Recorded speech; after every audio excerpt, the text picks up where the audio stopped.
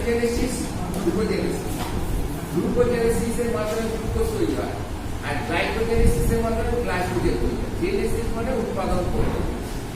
যখন extra glucose আমাদের শরীরে হয়ে যায়, তখন গ্লাইকোজেনেসিস নামক একটা পদ্ধতির মাধ্যমে এক্সট্রা গ্লুকোজটা গ্লাইকোজেনে রূপান্তরিত হয় এবং শরীরের বিভিন্ন স্থানে স্টোর হয়, বিভিন্ন পদার্থে। ঠিক আছে? যখন আমরা উপবাস দিচ্ছি, মানে আমার deprivation of food and drink হচ্ছে, তখন তো আমি তো খাবার দিচ্ছি না, শরীরটা তখন নিজের বাঁচার জন্য কি করবে, যত স্টোর গ্লাইকোজেন গুলো আছে আগে, সেইগুলো থেকে ইউজ করে এনার্জিটা নেওয়ার চেষ্টা করবে। তার ফলে প্রথম দুধে এক্সট্রা যত স্টোর গ্লাইকোজেন আছে সব খরচা হয়ে যাবে। তারপরে কোথায় হাত করবে? ফ্যাটে। তারপরে সঞ্চিত বস্তুর মধ্যে আছে ফ্যাট, তখন এনার্জি নিতে থাকবে ফ্যাটের মাধ্যমে। তো যখনই গ্লুকোজের মাধ্যমে ও নিতে থাকে, তখন আমাদের একটা খিদা পেয়েছে অনুভূতি হবে। আমরা যদি খাবার না খাই কি হয়? অনেক খাবার না খেলে পেটে চিড়চিড় করে, ওটা কি জিনিস? হাঙ্গার পেন, মানে খিদে পেয়েছে তার অনুভূতি।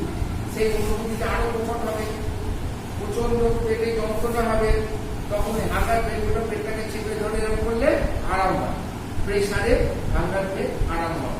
এরা মধ্যে হতে একসময় পেনও নিউরালাইজ হয়ে যাবে, পেন চলে যাবে, তখন ফ্যাট গুলো এবার নিতে থাকে। তার ফলে কি হবে? বডি এবার আস্তে আস্তে গ্রোথ হতে থাকবে। যখন ফ্যাটা গ্লাইকোজেনে যখন হাত করলো, তখন কিছু বোঝা যাবে না, বুঝতে পেরেছো? যখন ফ্যাটে হাত করবে, তখন কি হবে? বডি রোগা হতে থাকে, হিমাশয়টা হতে থাকে, ওয়েট লস হতে থাকে, হাঁটা হতে থাকে, এবং শরীরের মধ্যে বিভিন্ন সাইন সিমটম গুলো প্রমিনেন্ট হবে। কিরকম হবে?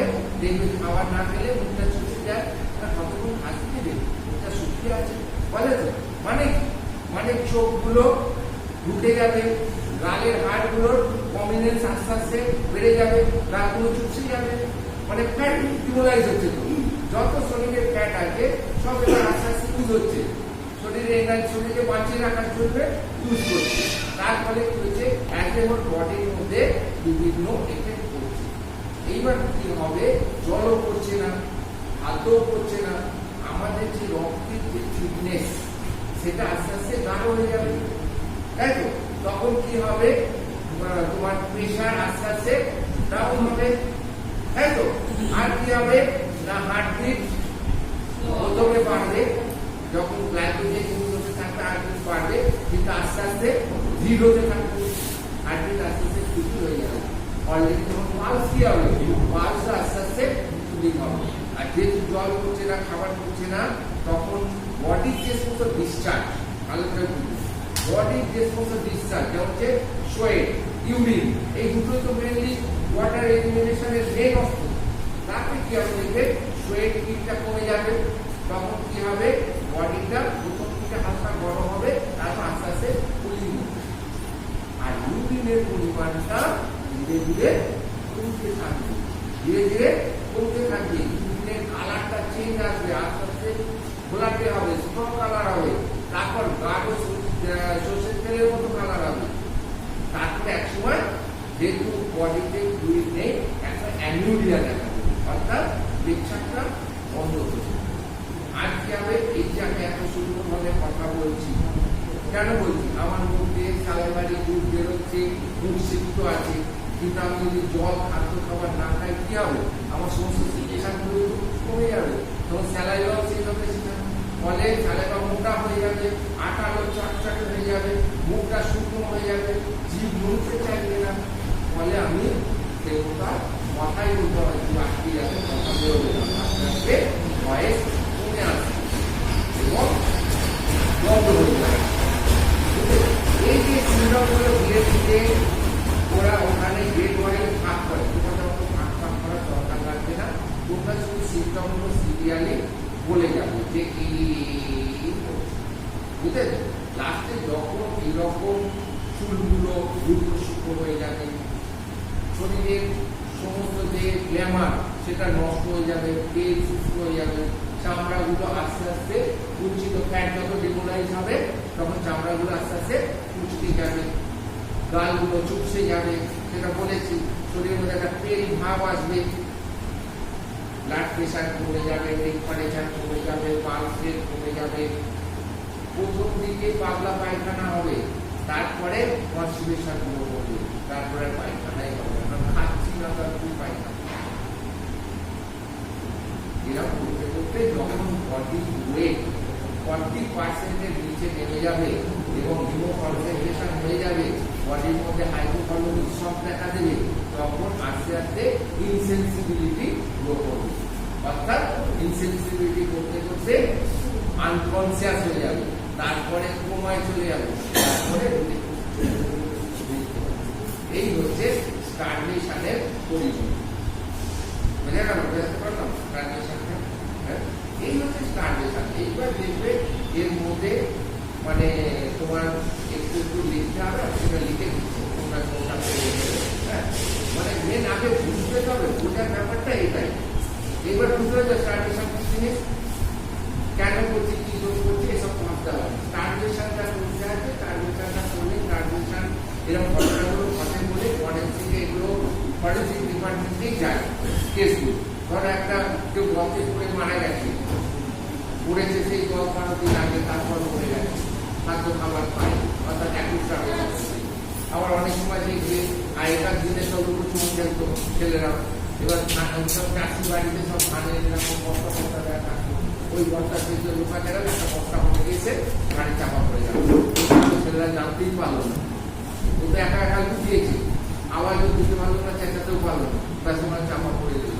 একটু স্টারভেশন, ও খাদ্য খাবার পাবে না, আস্তে আস্তে চাপা পড়ে পড়ে যাবে।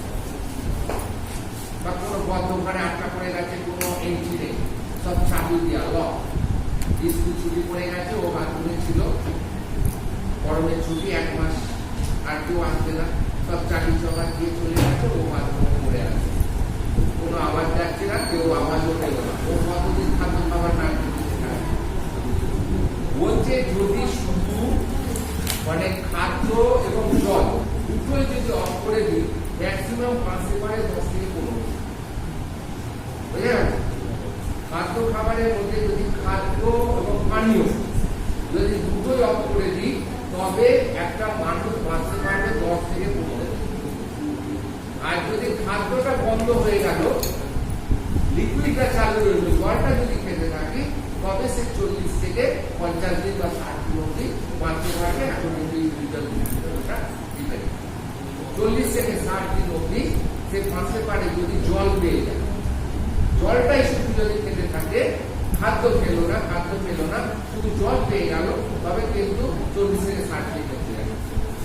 আর যদি খাদ্য এবং জল দুটোই অফ হয়ে যায়, 10 থেকে 15 দিন। বুঝতে পেরেছ? এই হচ্ছে স্টারভেশনের ইতিহাস।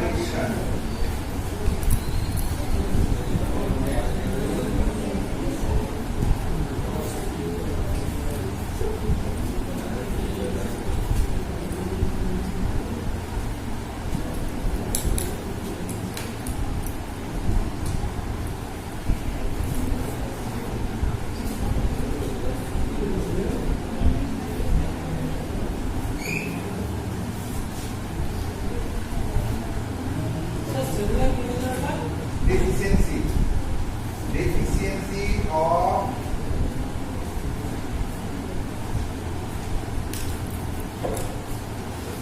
food and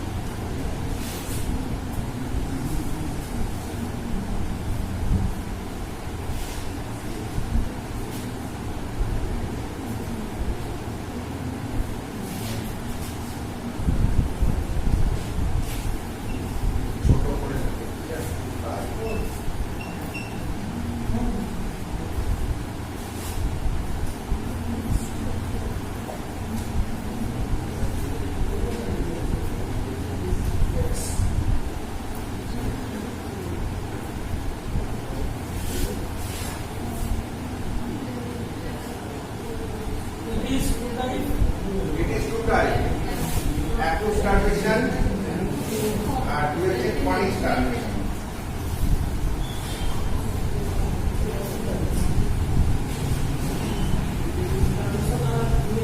Chronic.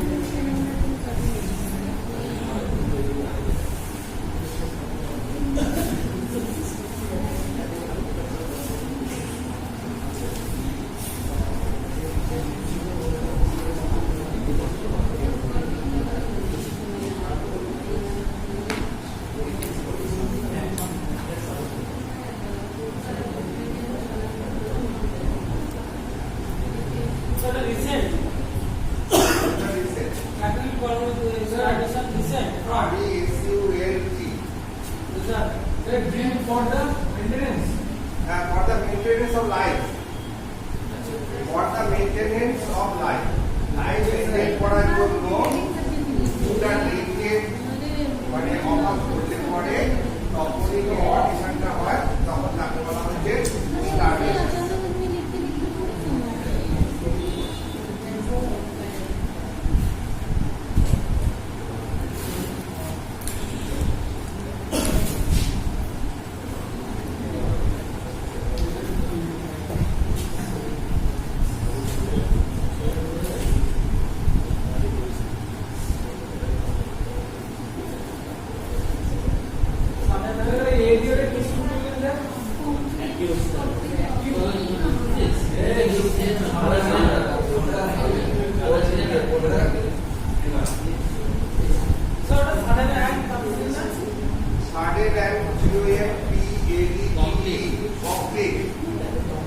Stoppage of trains. ধরো কোনো পথে পড়ে গেল বা কোনো দরজা কোনো ঘরে আগুন হয়ে গেল বা কোনো বস্তা চাপা পড়ে গেল, তখন কি হবে? হঠাৎ করে তার খাদ্যবস্তু অভাব হবে।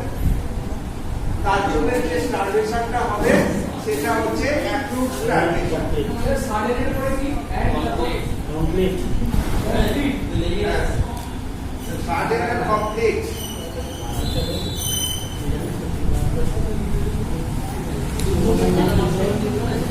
বুঝতে পারছো না? আর একটু সামনে এসো। সাডেন আলুটা আগে বলে কমপ্লিটে কি হবে? পিটা আপনি র্যাঙ্ক করে দিন। ও আচ্ছা, সিওএম হ্যাঁ আচ্ছা, COM complete. Stoppage of food and drink.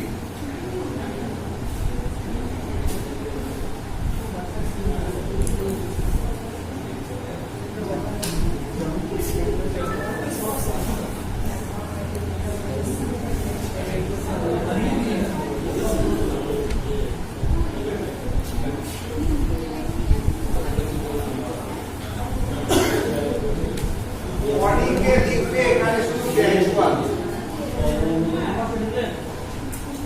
হ্যাঁ এটা মানে ওটা লেখা হয়ে গেছে। এবার ধরো বডি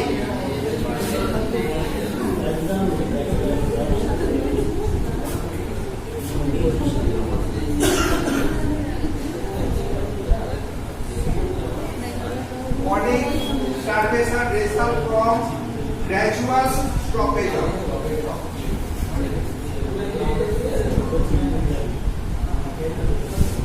gradual কথাটা বসিয়ে দেবে ব্যাস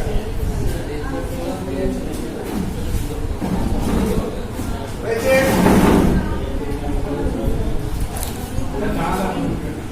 chronic starvation is result from gradual stoppage of food and drink. Food and ড্রিঙ্কসটা যদি হঠাৎ করে বন্ধ হয়ে যায় দ্যাট ইজ অ্যাকিউট, আর যদি সেটা গ্র্যাজুয়াল হয় তবে হবে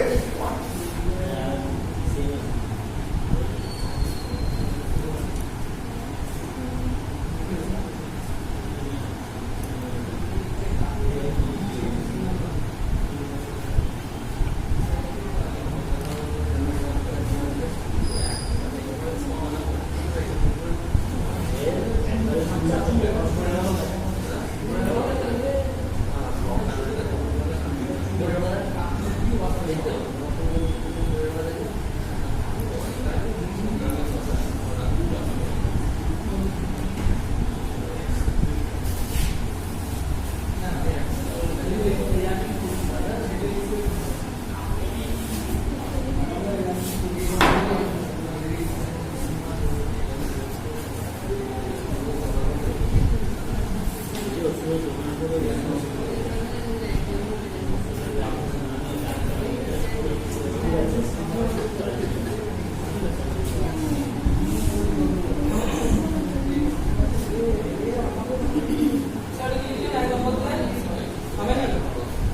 এমআই নেই হ্যাঁ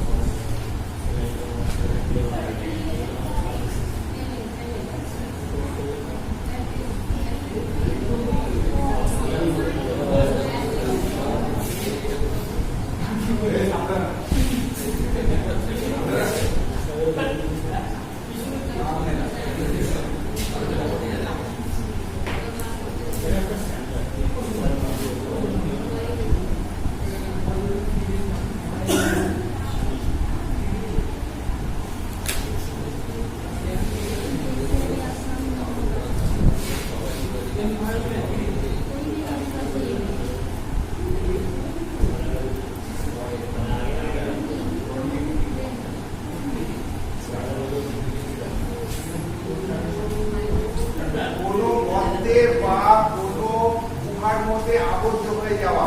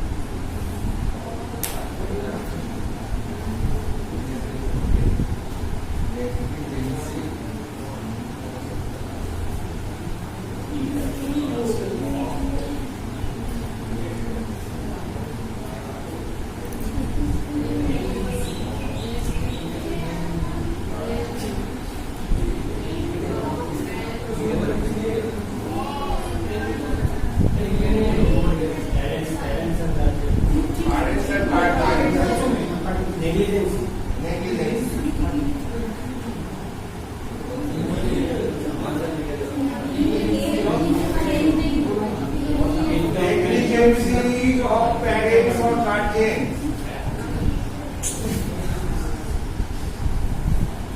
আর হচ্ছে 4 নম্বর হচ্ছে উইলফুল করে দাও কাম করে বলেন রিফিউজাল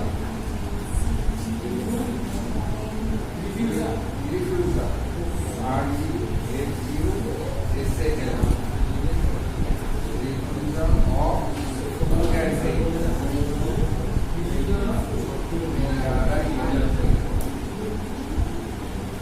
যদি কেউ জেনে বুঝেই যদি রিফিউজ করে খাদ্য খাবার খেতে না চায় যেমন অনশন হোক অনেক সময় অনেক মানে আর কি অনেক সময় কাঁপতি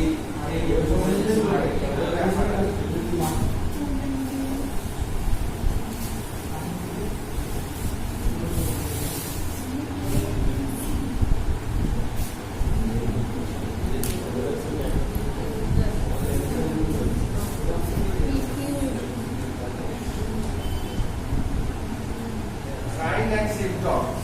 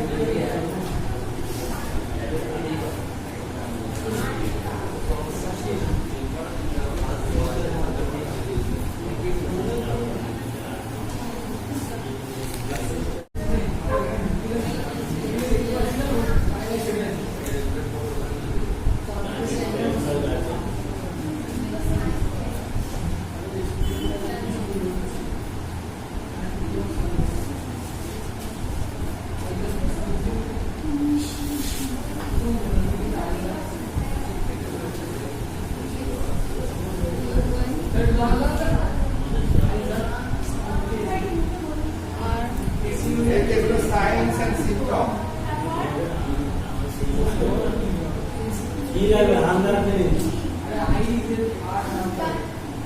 Eyes are sunken. Eyes are sunken. Pupil dilated. Pupil dilated. Cheek sick.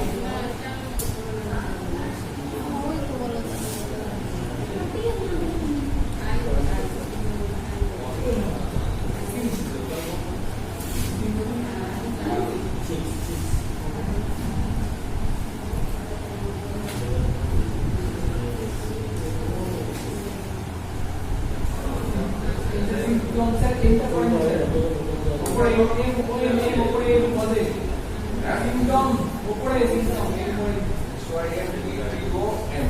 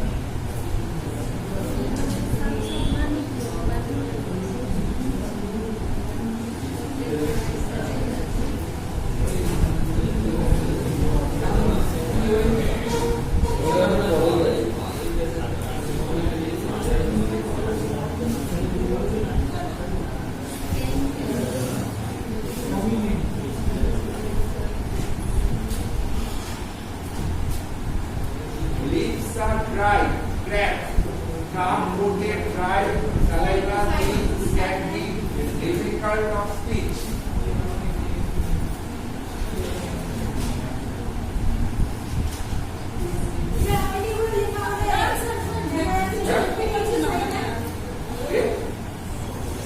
এগুলো তো আমি লিখেছি।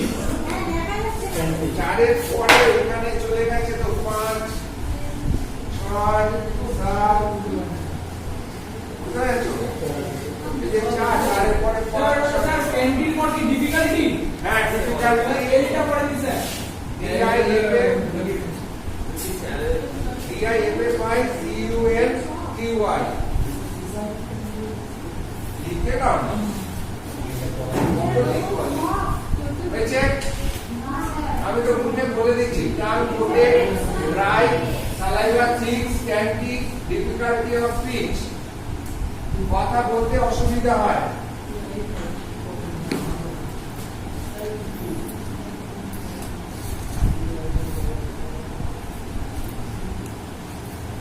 তারপরে লিপস আর প্রমিনেন্ট,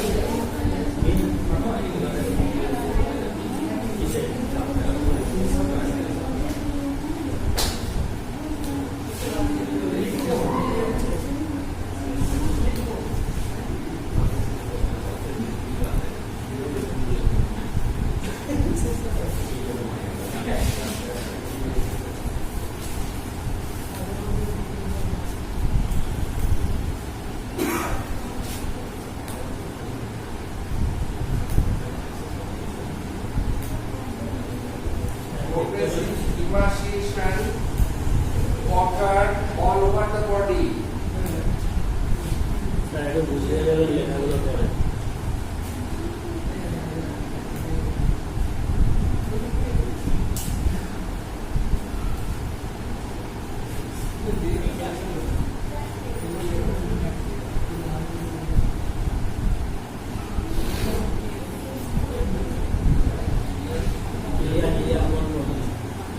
হ্যাঁ তোমার লিখব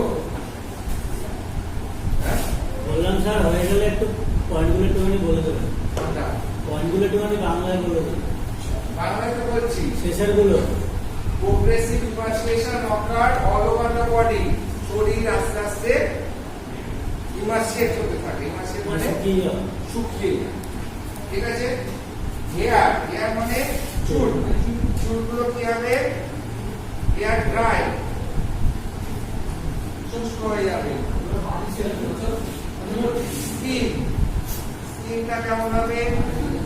এটা তুমি পারো।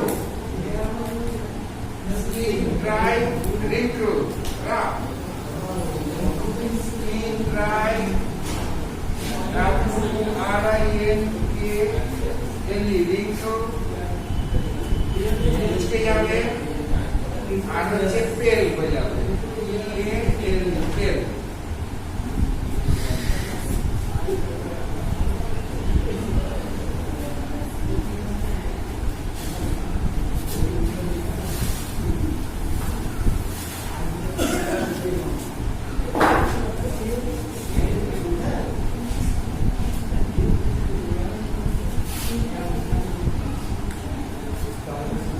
temperature is not normal.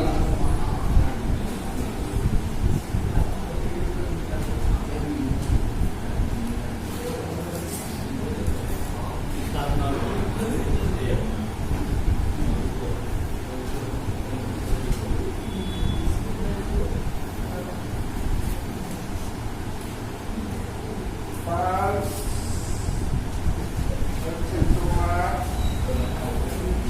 invisible, rapid,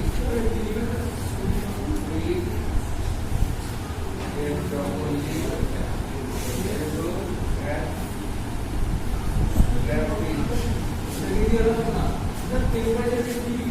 temperature subnormal,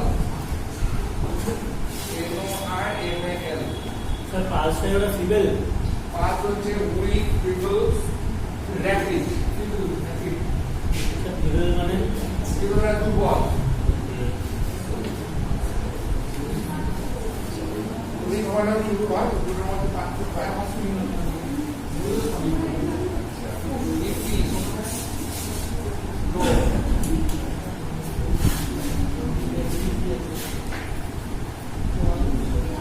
urine,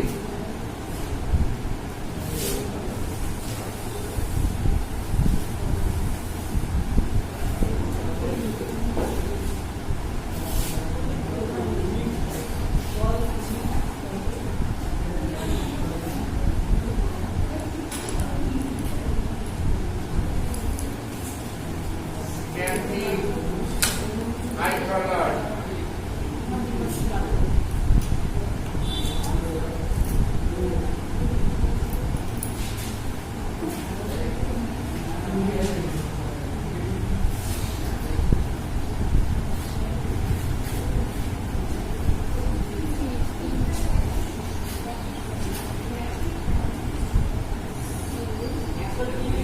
anemia, anemia.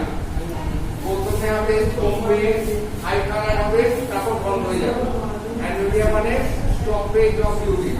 ঠিক আছে, বা এখানে কালার ফলোড বাই করতে পারো, FOLLOED, ফলোড বাই অ্যানিমিয়া।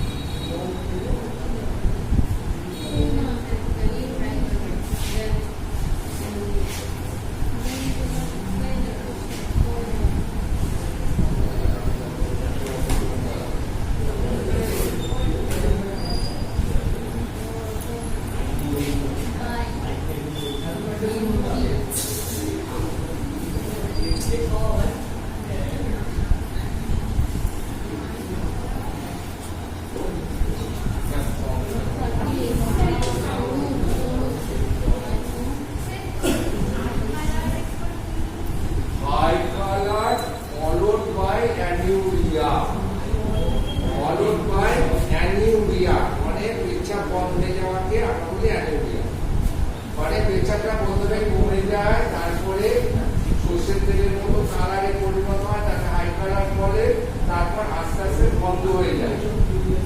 তারপরে হাইপোভলিউমিক শক দেখা দেয়, তারপরে আনকনসিয়াস হয়ে যায়, তারপরে কোমায় চলে যায়, তারপরে ডেথ। ঠিক আছে, এগুলো এত দিয়ে টেনশন একবারে মৃত্যুতে পৌঁছে গেল, ব্যাস স্টারভেশন শেষ হয়ে গেল।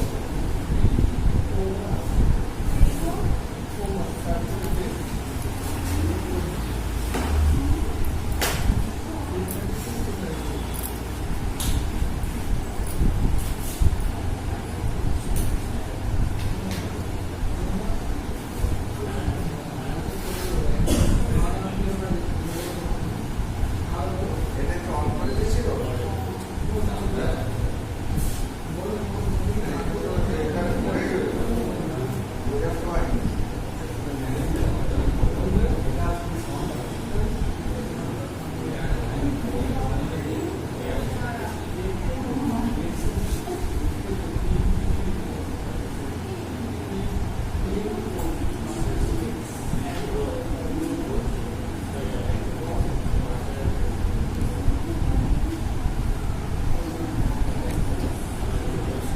এইবার দেখবে স্টারভেশন তোমাদের যে চোখটা দেবে তাতে মস্তিষ্কে থাকবে, তাতে লেখা থাকবে, সেটা পড়বে, এটা জানবে তো সেটা পড়তে দেখবে, সেটা যদি বাংলায় থাকে হ্যাঁ তো আরো সুবিধা হবে ব্যাপারটা, এটা বুঝে যাবে। আর যদি না বুঝতে পারো, আমি কারণ এখন 7-8টা ক্লাস হবে, তখন জিজ্ঞেস করবে, আমি আবার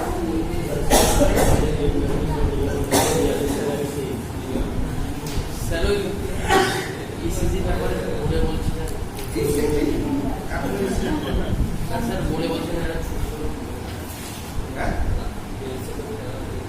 সেটা পরে আমরা ঘাড়ে চাপিয়ে দিয়েছে, পরীক্ষা শিখেছে, বলছে 8টা ক্লাসের মধ্যে আমার এখন প্যাথোলজি পুরো পড়ে গেছে, এখনো এটা শেষ হলো না, এফএসএমই শেষ হলো না, এরপর এখন প্যাথোলজি পড়ে আছে। প্যাথোলজি শেষ করে যদি জানা থাকে বা প্যাথোলজি পড়াতে পড়াতে যদি ইসিজি আসে